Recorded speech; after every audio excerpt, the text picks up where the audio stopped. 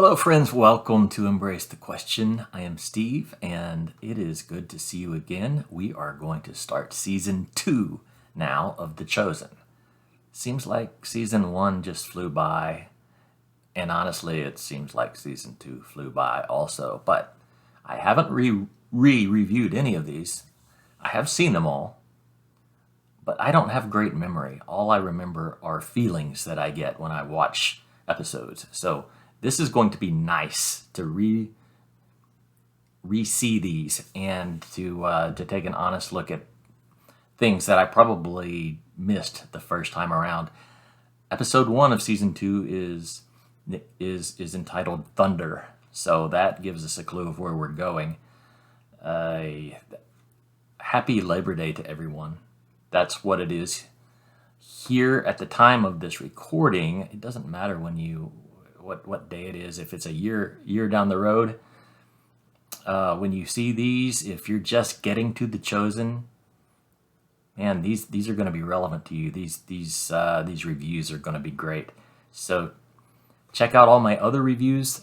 We've completed season 1. There's a lot of good comments. There's a lot of really intelligent conversation going on with the followers of my channel, and that's not surprising once you read a few of the comments. But if you haven't actually supported The Chosen or paid it forward and you're able to, keep that in mind, because these guys are completely crowdfunded and they are the record breakers as far as crowd-funded projects go in the history of crowd-funded projects.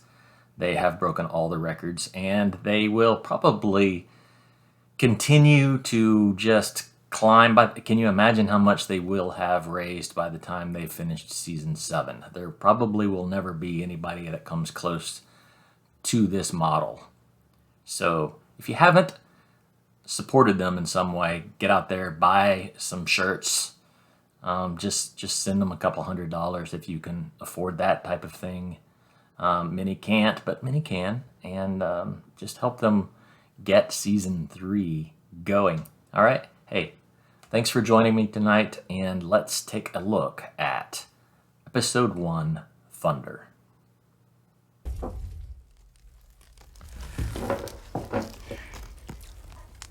The first time? The first time you were there. Humor me.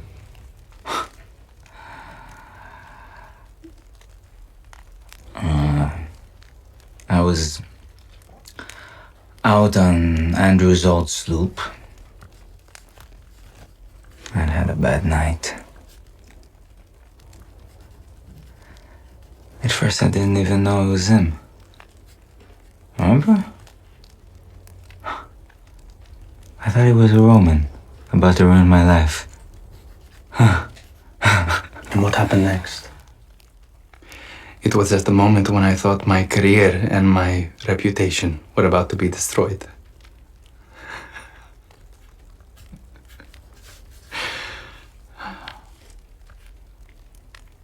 Philip just said, "Come and see." And I did. And look, I don't know how to describe it other than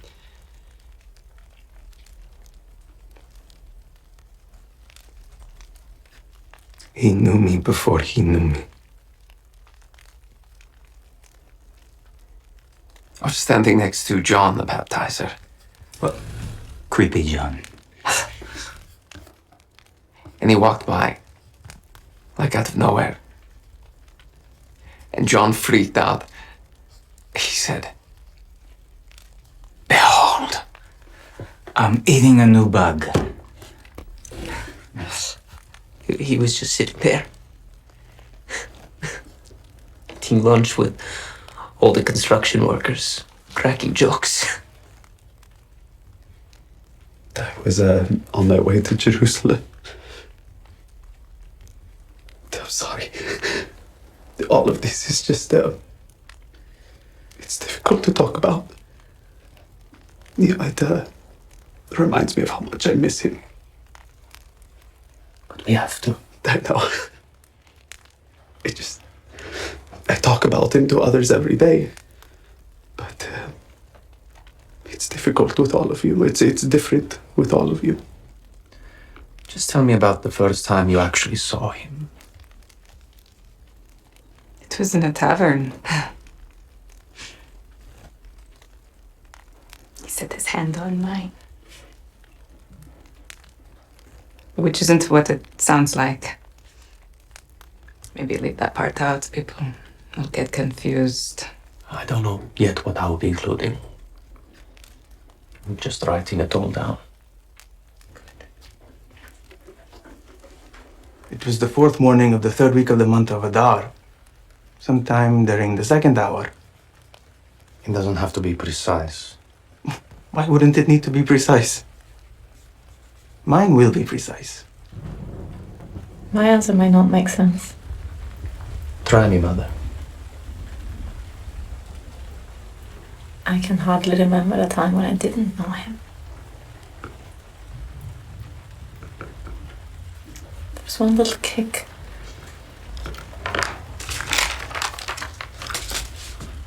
Go on. My son, why are you doing all this? Why now? Because we're getting older. And our memories are... I mean, why now? During Shiva. Because everyone is here. I need to get their memories. You need to mourn Big James. He won't be the last of us this happens to. Who knows when I will see the others again, or if. I'm not in a hurry to write a whole book, but I do want to get the eyewitness stories now, while we're together. Isn't Matthew going to write something? He's only writing about what he saw, and about what Jesus told him directly. But I was there for things that Matthew doesn't know about. I was in his inmost circle. He loved me. He loved all of you. You just feel the need to talk about it more often.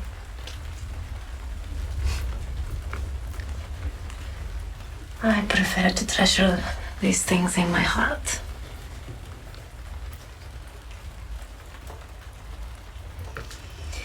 You know that if you tried to write every single thing he did, the world itself could not contain the books that would be written.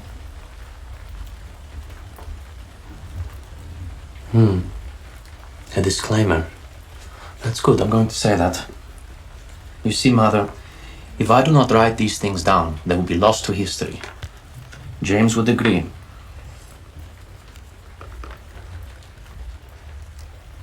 Where will you start? In the beginning, naturally. I'm just, not sure which beginning. His birth? Earlier. His ancestry? I'm pretty sure Matthew has that covered. But Maybe the prophecies? The promise to Abraham? I thought about starting with Abraham, but still so much came before him. What was before Abraham? Noah, And before him? a garden. Well, we could start there. But I wanted to be known that he was much more than what could be seen or touched. What was before the garden? In the beginning, the earth was formless and void.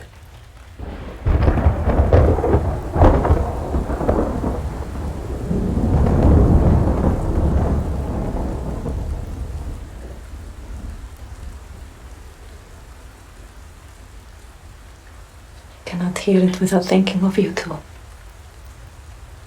I cannot believe how much he put up with. Others, they will not even remember the sound of his voice. They'll just be words. He said they weren't just words, remember? Heaven and earth will pass away. But my words will never pass away. They're eternal.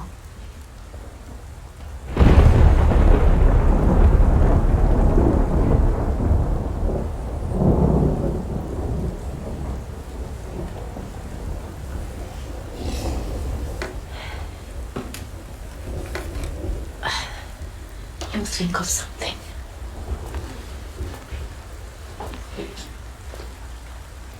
Take your time.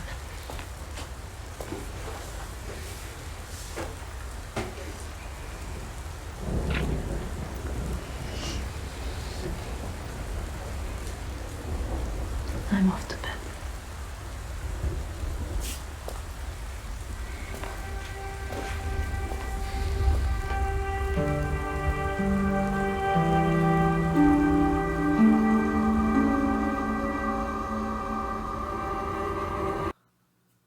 Okay, all comes flooding back to me, and yes, I've already learned some things that I completely missed in, well, the first time I watched it. And that, again, has been a while. Have you noticed that most of The Chosen is shot in a low light type of situation, or at least half of it? I mean, huge chunk of this movie is shot in low light, and it's done so well, so beautifully. The scenes are pretty. They're neat to look at. But this one is really heavy. It's a heavy opening. It's not a flashback like most of them were in season 1. They are doing what is called sitting Shiva. Now, if you're not familiar with that term, Mary uses it here. Shiva is a Jewish term that it's a custom. It's a custom for the Jewish people where they come in after a death of a family member and they sit. And sitting Shiva is just that. You sit. I think the idea is words are really cheap, right? Words are cheap. And a lot of people talk way too much in an uncomfortable situation because they don't know what else to do. The idea of sitting Shiva is to simply sit and be for that person, be with that person. Your company matters. Your presence matters. It shows that you care. There's any number of things you could be doing, but you are there with them sitting. If somebody knocks on the door, you get it. If somebody needs something to eat, you make it. But you are there for the grieving party member, the grieving family member. So that's what they're doing. And when I saw this the first time, I thought, well, Jesus, this is a flash forward to after the death of Jesus. And the reason I hung on that is because John is calling Mary mother. And that did not happen until the cross. John and Mary were not given to each other, mother, your son, son, your mother, until Jesus was literally on the cross about to give up the ghost.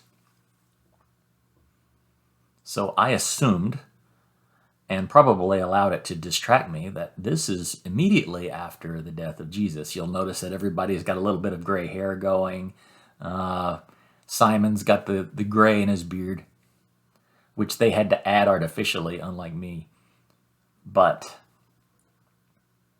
what Mary said was, why are you doing this, John? And why are you doing this during Shiva? You should be mourning Big James. So what has happened is Big James has been martyred at this point.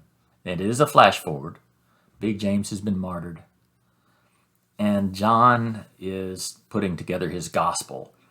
And he's doing it in such a way, as you may know, John is the non-synoptic gospel, meaning Matthew, Mark, and Luke are the synoptic gospels. They are all very similar. They are all somewhat ordered in the same way. But John, being the non-synoptic gospel, is completely out of order. Completely out of order.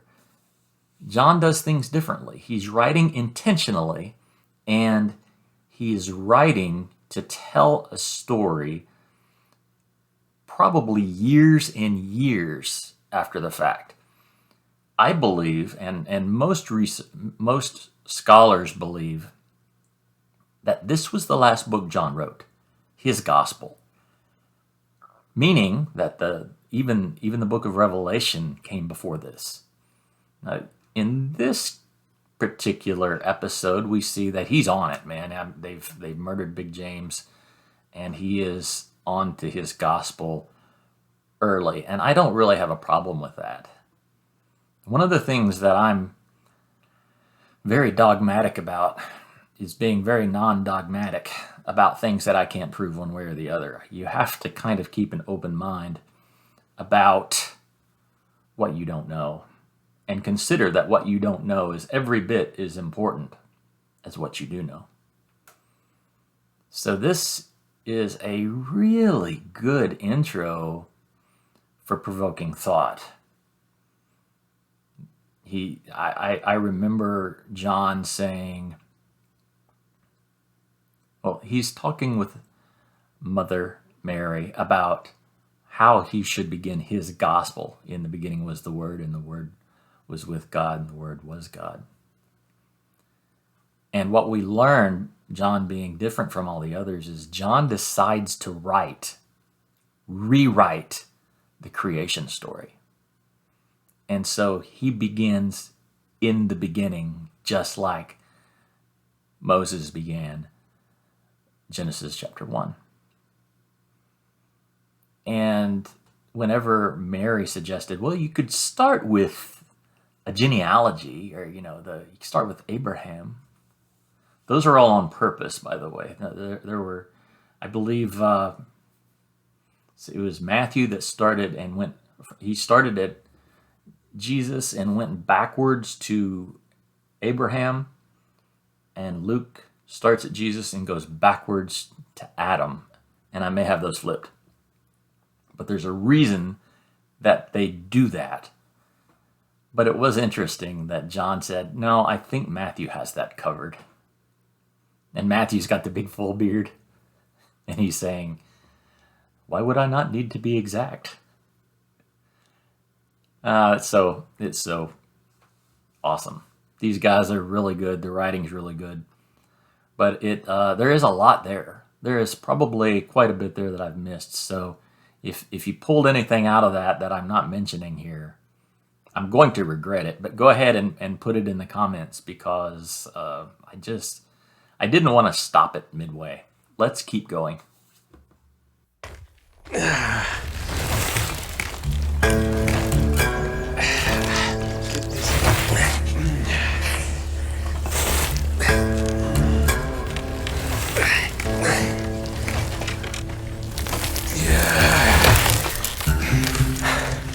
I'd rather clean out the hold after a long weekend. You drink for a month. I'd rather mend every hole in Abba's sails. And probably sew your hands together in the process. I would rather wrestle a swordfish. Just get in the water with it? I meant on the hook. But I'd snatch it out of the water with my bare hands if it meant not spending a night with these people. You know it has a sword on its face, right? We lucked out, brother. Planting this field while the others tried to keep up with Rabbi and Sychar. It wasn't luck. He chose us. You're going 2 thumbs deep? Yeah. Rows 300s apart. So why do you think he did that? We're good workers. And maybe he knows we don't like Samaritans. Maybe Jesus just likes us best. Yes, that must be it. So why do you think he likes me best? For the same reasons I like you best. You pose no threat to anyone, intellectually or physically. Thank you, brother. Wait a second. What I want to know is, who are we planting this for? He said it would feed generations. I assume travelers. People passing through like us. Hospitality isn't just for those with homes, John. Don't quit your day job. It's too late for that. Yeah, me too. Come on, let's pick it up. I don't want to lose this job. I would rather talk with Matthew for a whole minute. I'd rather listen to Andrew's jokes. So we see that James and John are busy plowing a field. They don't know who the field belongs to. They don't know exactly why they are plowing it. They suspect, from Jesus' words, this field will feed generations of people. They think that they're doing a monstrous deed in the present, maybe? I don't know. This is very rabbinic, by the way. This is how rabbis teach their students. They do make them do things that they don't always see the end of. It's the whole Mr. Miyagi thing. Go paint the fence, or what's the wax on, wax off thing? If you're as old as I am and you have as many gray hairs as I do, you'll remember The Karate Kid. And if you haven't, rent it. You need to watch it. But that's the classic rabbi-disciple relationship. You don't have to know why. You just need to do. The why will come. This particular instance was not in Scripture. Can you think of other instances in Scripture where the disciples were doing things they didn't know why they were doing them?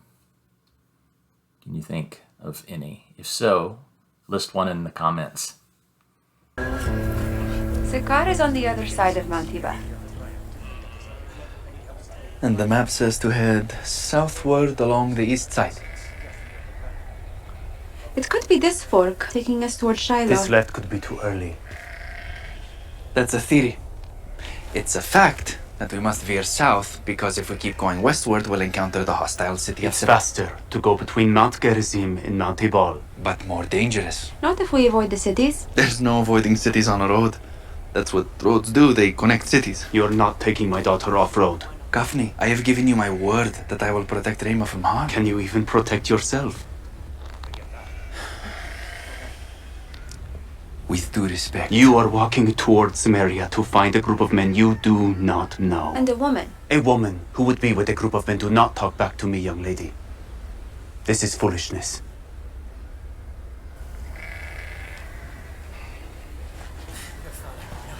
Maybe they know the way. Shalom! Hey, what are you doing talking to our mother? Jew?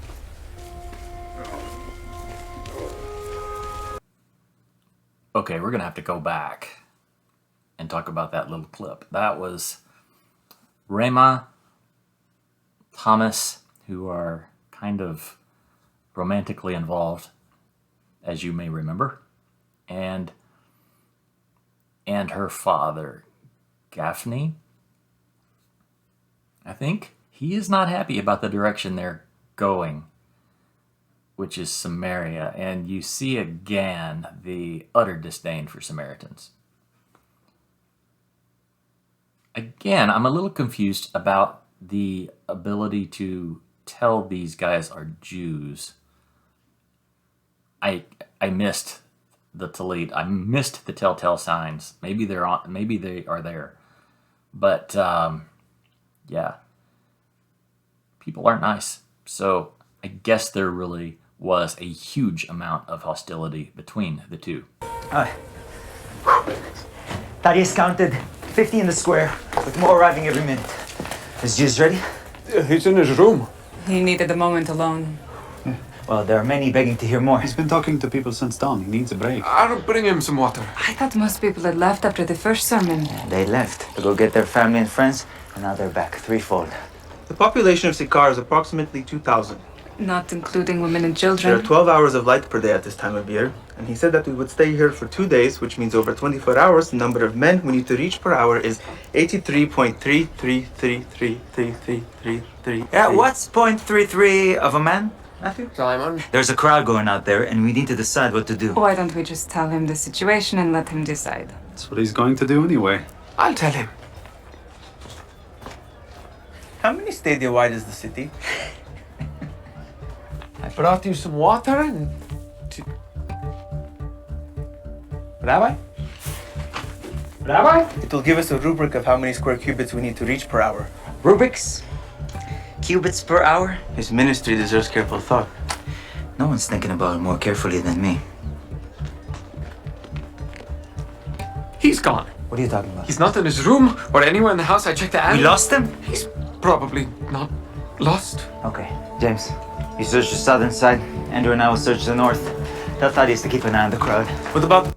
All right, I've got to hear that one more time. I'm sitting here dwelling on it, and I've got to hear it.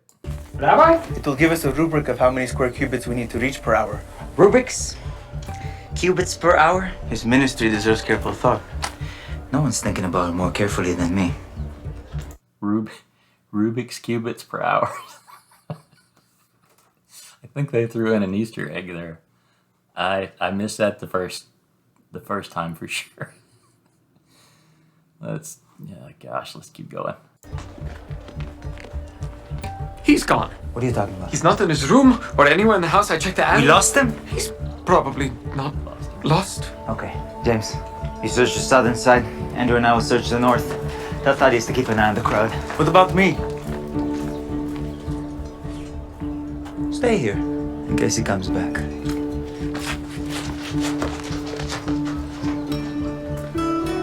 I will be back soon, and I won't be far. Staying here gives me the greatest likelihood of locating Jesus first. Well, there you go.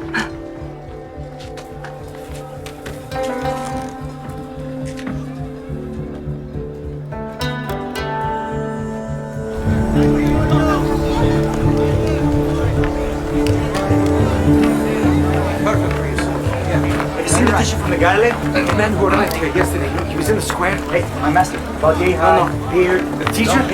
No? No, thank Hey! The one called Jesus of Nazareth. Has he passed this way? Have you seen the teacher, Jesus?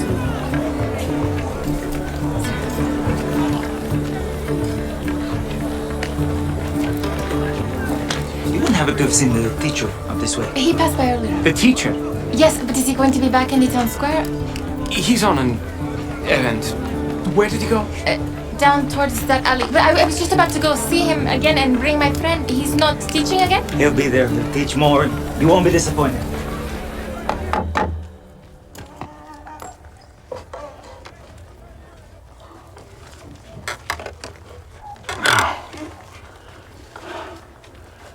There. All tightened up. So it was the axle. I told my brother it was the axle. Sometimes all you need is a fresh set of eyes. Now hand me some pitch and it'll be as good as new.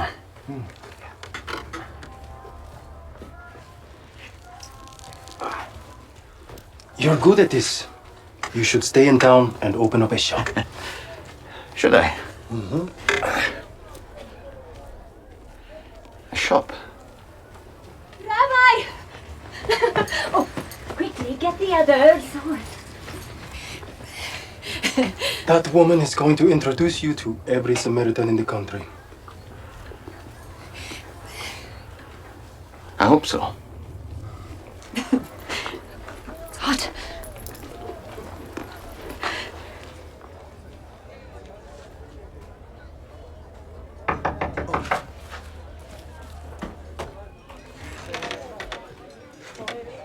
Shalom. Shalom. I don't know you. Maybe you're in the wrong place. We are looking for Jesus. Everyone is. Oh, you're here. Thomas and Rayma, yes? Yes. Mary? Good memory. So good to have you. It's good to see you again, Mary. This is Rayma's father, Kafni.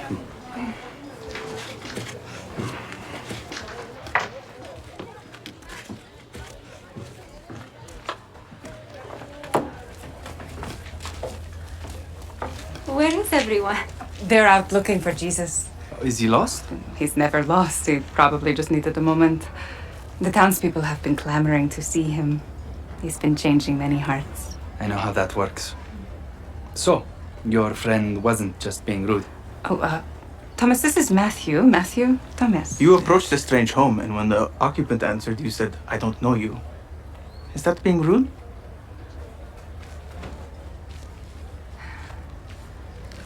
We had a brutal journey. It wasn't easy finding this place. And the Samaritans thought we'd be torn apart. Samaritans and Jews are historical enemies. I'm aware. We knew the journey would be fraught, but it's like he's actively trying to make it difficult to follow him. I'd have come just to thank him for saving the reputation of my vineyard and your careers. Not that you care about that. I'm glad we found you, at least. But why aren't you... I stayed. It's likely he'll return to the last place he was seen. A little farther from the city is what I was going to say. But what do you base that on? Isn't it most likely that he's gone on to his next appointment? He does not keep a schedule. Oh, perhaps I can be useful as an organizer then. I'm good with figures, times. Precision is my specialty. Ah, you made it. Good to see you again. Glad you are here. Oh, sorry, it's been a long day. We were working. Because we know that God pursues the sick more than the healthy. Think of it this way. Are there any sheep herders in the crowd? I am. Ah, welcome. We are honored you are here. I have a very warm place in my heart for shepherds. Who is tending your flock now? My brother. We're taking turns. How many sheep? 100, teacher. Say one of them goes astray. What do you do? I'd go look for it, of course. Of course. But what about the other 99? I'd have to leave them behind. I can't lose the one sheep. And if you find it? I'd lay it over my shoulders and bring it home. And I would probably do a little dance. And what would you say to your friends who are worried for you? Rejoice with me. I have found my lost sheep. You see what he just said there? He rejoices more for one sheep than over the 99 who never went astray. So it is not the will of my Father that one of these should perish. In the same way, I tell you, there will be more joy in heaven over one sinner who repents than over 99 righteous persons who need no repentance. Look at them. You couldn't tell Jew from Samaritan the way they're listening. The set designers, they get an A+, do they not? The sets are gorgeous, man. The huge stones, they spent some time and effort and money on these sets. But yeah, I enjoyed the monologue, the dialogue between Matthew and Thomas there.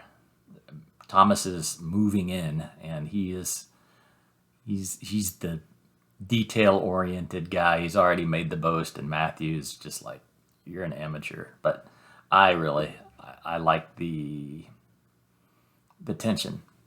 I like the tension because that's what I never think of whenever I think of the Bible stories, is the tension that was inevitably in the group. And trust me, it was there. There were so many different backgrounds. They're still giving Matthew's still the outcast. At least you see Simon kind of joking with him now. That's an improvement. Let's see what else goes on. Did you see the woman and the little girl, though? I know Simon did. Yeah, I always get emotional. You think you won't? Shalom. Hey, you came through. You made it. Of course he did, Thomas. Good to see you. You too, Rabbi. You remember Rayma? How could I forget? So you'll be joining us also? Rabbi, this is my father, Kathleen. Oh, yes. The owner of the vineyard that produced such fine wine for my friends. Shalom. Very kind of you to say. I imagine you want to speak with me, yes? If you have some time, I would like to ask you some questions. You wouldn't be a good father if you didn't. Here's what I'd like to propose, if you approve. We've both had very long days, yes. This establishment has rooms available for you, so why don't we get some rest? And tomorrow morning, we talk about everything. Sound good? I suppose we could. It's a plan. Thank you.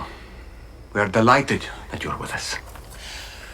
Now, if you'll all excuse me for a moment, I must go speak with a couple of men who performed a truly remarkable act of service today. Let us escort you, Rabbi. If you like.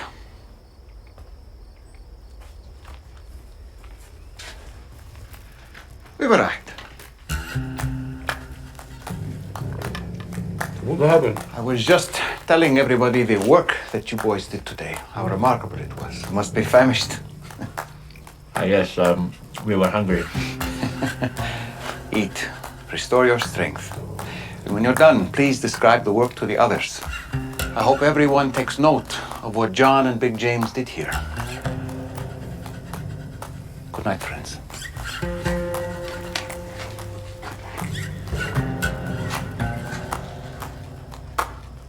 Hutzpah. Do you know what this is? This is a term that is modern and ancient. In modern terms, it's more of a slang. Boy, that guy has some chutzpah. You would hear it a lot in Jewish sections of New York, New Jersey. Chutzpah. But again, it is also an ancient term, and it is internal fortitude. It is audacity. It is what you see going on with Kaphne and Jesus. It is a very nice looking woman's father, protective father, being very concerned over her and being very to the point with the rabbi. This is Hutzpah. It's the very same thing we see in Genesis with Abraham daring to say, Lord, be it not good if you destroy the righteous with the wicked. What if we find 30 people in the city? Destruction of Sodom and Gomorrah, right? What if we find 20 people in the city? What if we find 15 people in the city? He continually gets in the face of God, really in a priestly role. God likes chutzpah, and he honored the chutzpah of Abraham. But that's what we see going on here, is a very protective father's chutzpah. And I know he doesn't know who Jesus is, really. He's the guy that saved their reputation. But still, it's a way of being. It's a mindset. Meaning, I am going to pursue what's right. And for him, what was right was protecting his daughter. Hutzpah. So, let's see what's next. Where are we going? I don't know any more than you. Jesus gave them an errand and said, come with. I don't get it either. They describe moving stones and digging. Are they leaders now? I don't know. It didn't sound that much harder than fishing, but I have never performed hard labor. guess you'll just have to tag along like the rest of us. The list of things he might do is long. First, there's a leper colony to the west, and they're begging him to come. They're not allowed into the city, so they have no way to hear him. Both Jewish and Samaritan purity laws forbid coming within 4 cubits of a leper. What distance do we have to keep from these Samaritans? We've been within 4 cubits of a leper before, Andrew. I'm just saying, if he breaks the law, it might cause a stir. And for dinner, we've been invited to the home of the town treasurer. And we have to juggle that invitation with another one to have dinner at the home of the high priest of Sychar. Which could get messy, huh? Why messy? Samaritan beliefs are so at odds with Jewish beliefs. He might want to trap Jesus in his words. Don't think he's afraid of being trapped by his words. I'm just saying. We could be somewhere else with people who actually want to listen to him and not argue. If he convinces the rabbi of the town, his message would be preached long after we leave this village. Let's leave it to the boss, eh? What do you think? Dinner at the treasurer or the high priest? Neither.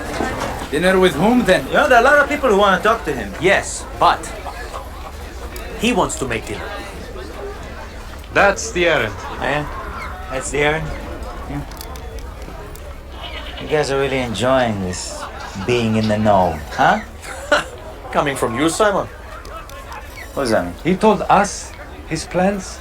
So, Matthew, distribute the money accordingly. Thaddeus, buy bread. Enough for 13 people. 11 unleavened rye, sprouted spelt. Assortment, your choice. 13? Who are the others? Little James, buy a leg of lamb, including the knuckle and the fillet. No, two legs of lamb. We only have... Andrew, grapes, currants, Cherries. cherries if you can find them. At this rate, we will not have enough At for... the start of this trip, we didn't expect to find a bag of gold, did we? We're putting it to good use. Simon. Yes, master. 3 skins of wine. Done. Matthew, black pepper, chives, salt, olive oil. At this cost, we will not make it to Judea. Have faith, Matthew. In him. Mary, look for leeks, garlic, and onions. Okay? What are you guys gonna do? We are going to get out of the streets. Why? Samaria's biggest problem. Too many Samaritans.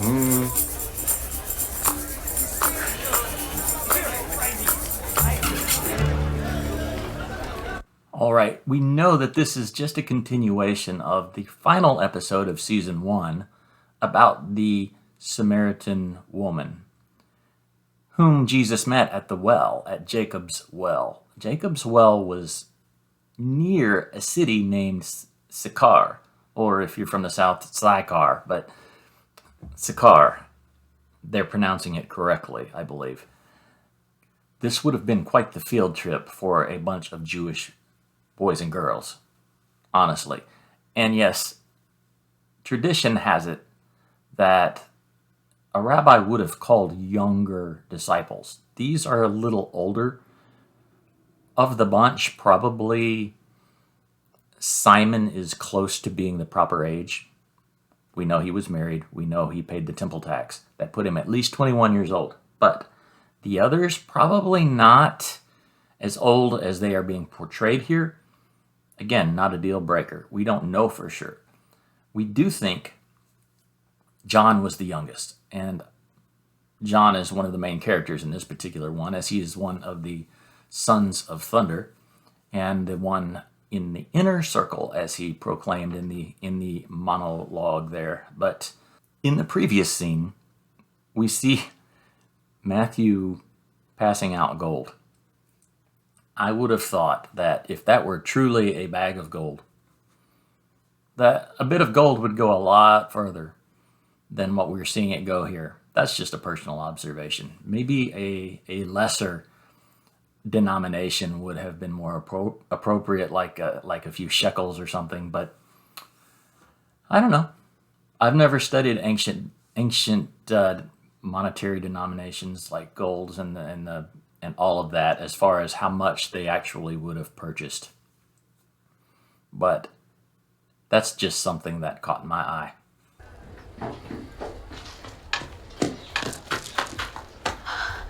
Sorry, Abba. It was a busy morning. I'll make you some porridge.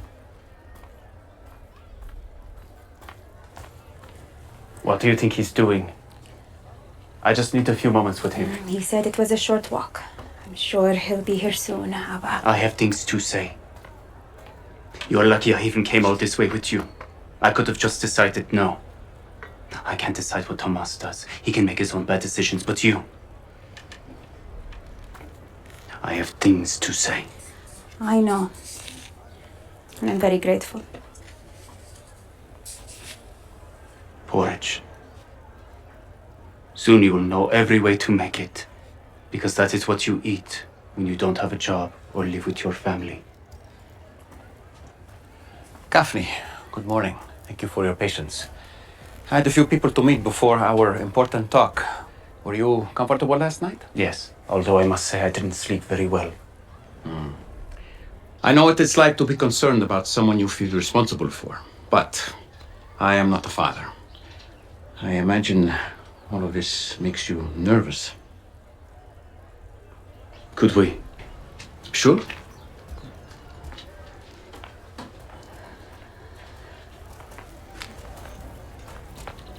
Allow me to first say why I am here. I want to thank you for whatever you did at the wedding. You kept the reputation of my business and of my daughter and Thomas from suffering.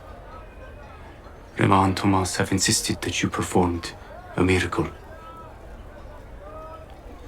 Now, I am an old man.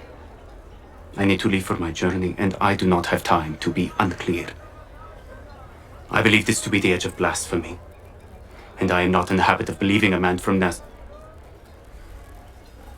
A man performed a miracle, and I am not in the habit of giving my blessing for my daughter to leave our home.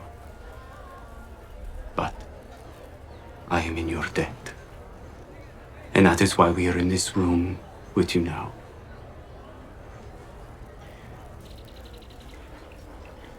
Thank you for your honesty. I cannot give you my belief or my devotion, so I'm afraid my honesty is all I have left to give after giving up my daughter.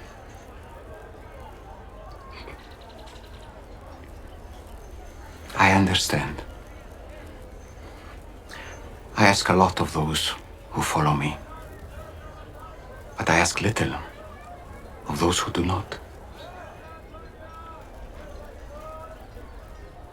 I don't want to be rude, but I have said all I want to say.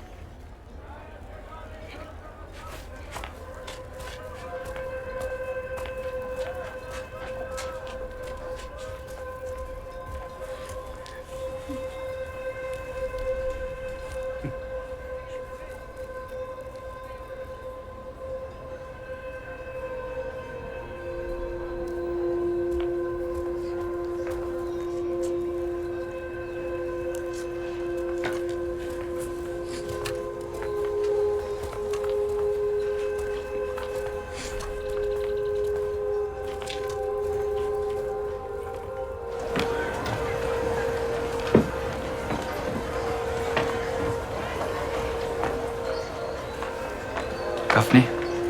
Thomas. One more moment.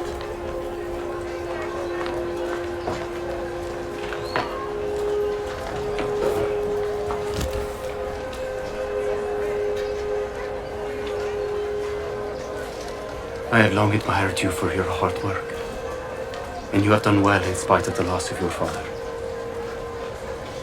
But this is foolishness, and I won't pretend it isn't. I will see you next when you ask for my daughter's hand. Daphne, No. I am not stupid. You may be, but I am not. But when that day comes, I don't know what I will say.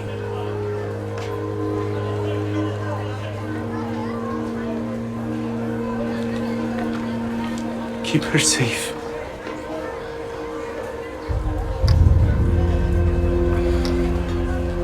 Shalom.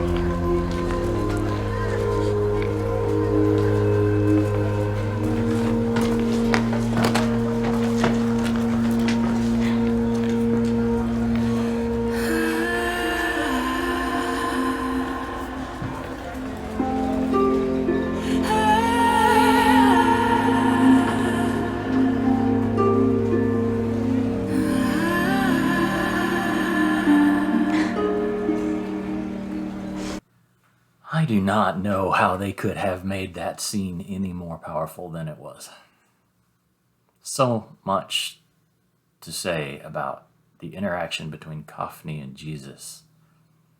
How Jesus submitted to the will of the father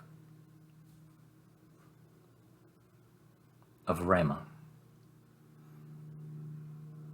And he did that because it was by design that Daphne was the father of Rayma, and he should have the last say. You know, people always talk about, did Jesus play the God card here? Jesus never played the God card. On earth, as a pastor, I believe Jesus never played the God card. I could have called 10,000 angels, but he didn't. And I'm not sure that would have been playing the God card even. It doesn't say that was a... That's a different subject. Well, let that one sink in. But that scene, man, he just yielded to this man. Whoever plays Kaufney, fantastic actor. Not to mention Rayma and Thomas with the tears and Jonathan with the tears. I don't know.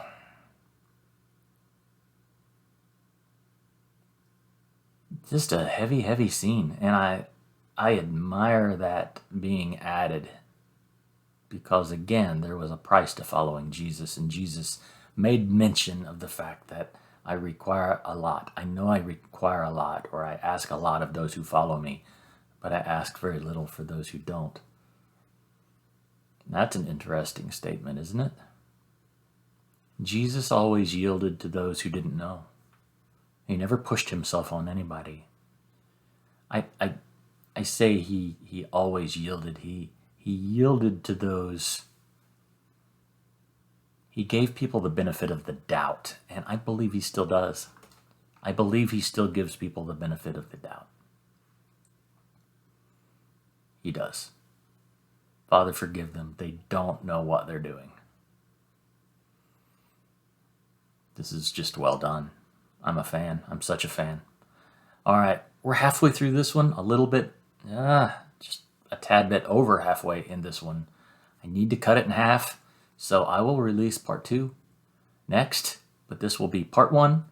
And thank you for joining me. Thank you for commenting, for all of your astute observations. They are wonderful. And the people that come along later and watch these videos, read the comments, and they see, wow, these people know their stuff. And you do. But I thank you. If you want to see more like this, don't forget to subscribe. And apparently that little bell is important, so hit that as well. But I will see you soon for part 2. Okay? Peace.